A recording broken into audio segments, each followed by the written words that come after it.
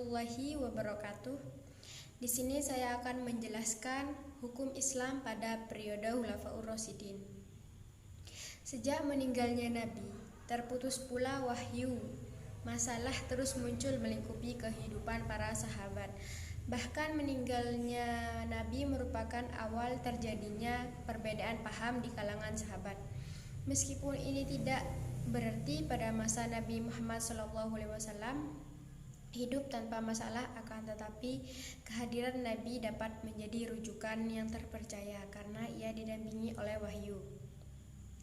Pasca wafatnya Rasulullah SAW, tidak jarang sahabat melakukan ijtihad karena tantangan hidup dan kondisi sosio-historis sudah berbeda dengan masa Nabi Muhammad SAW.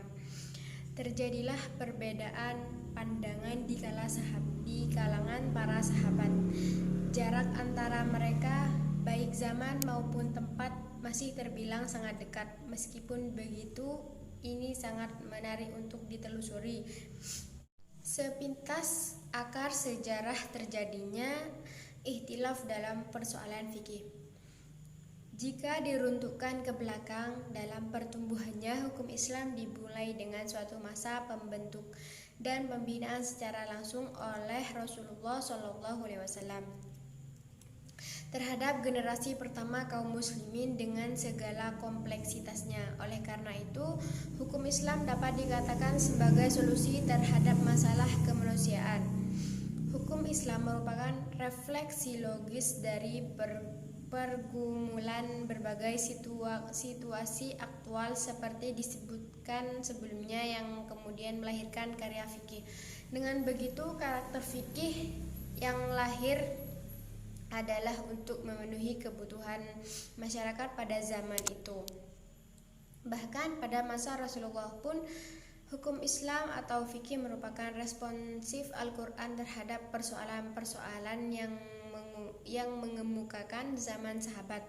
Zaman segera setelah berakhirnya masa tasyri' sekaligus merupakan embrio ilmu yang pertama. Hukum Islam pada zaman sahabat juga disebut sebagai periode sahabat. Periode ini disebut sebagai periode sahabat sebab perundang-undangan dimonitori oleh para tokoh sahabat.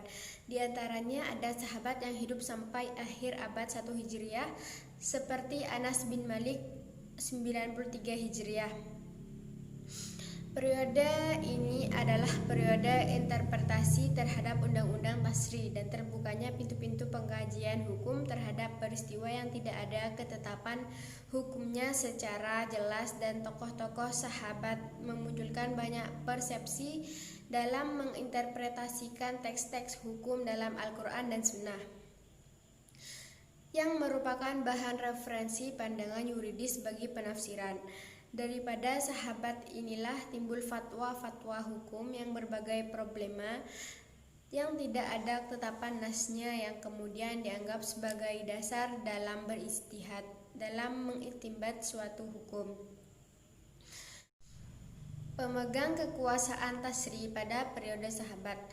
Periode tasyri' yang pertama yaitu Rasulullah SAW telah mewariskan kepada umat Islam suatu undang-undang yang produknya dari teks-teks hukum dalam Al-Quran dan Sunnah.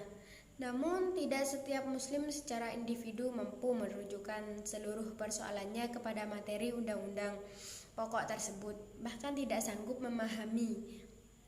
Yang ditunjuk nas-nas itu disebabkan oleh 3 faktor. Yang pertama ialah kebanyakan umat Islam kala itu masih awam, jadi belum mampu untuk memahaminya. Yang kedua yaitu materi undang-undang tersebut belum tersebar luaskan terhadap seluruh umat Islam.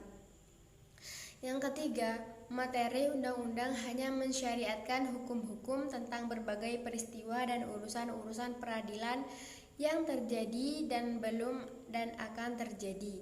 Sementara umat Islam terus-menerus dihadapkan pada sejumlah kebutuhan hukum tentang kejadian-kejadian baru serta peradilan-peradilan yang belum pernah terjadi pada masa Nabi Muhammad SAW. dan ketetapan hukumnya belum ada dirumuskan dalam nas-nas. Sumber hukum pada periode sahabat yaitu ada 4. Yang pertama ialah Al-Quran, yang kedua sunnah, yang ketiga ijma' sahabi, dan yang keempat ra'yu sahabat. Semua produk ijma' diawali dari adanya ra'yu. Dari ra'yu inilah ada yang disepakati sehingga menjadi ijma' sahabi, dan yang tidak disepakati maka diabaikan. Salah satu pemikiran yang tidak mendapatkan ijma' adalah merubah format sholat Idul Fitri dan Idul Adha yang sudah ditetapkan formatnya oleh Nabi Muhammad SAW dirubah sebagaimana sholat Jumat agar orang mau mendengarkan khutbah yang dilakukan setelah sholat.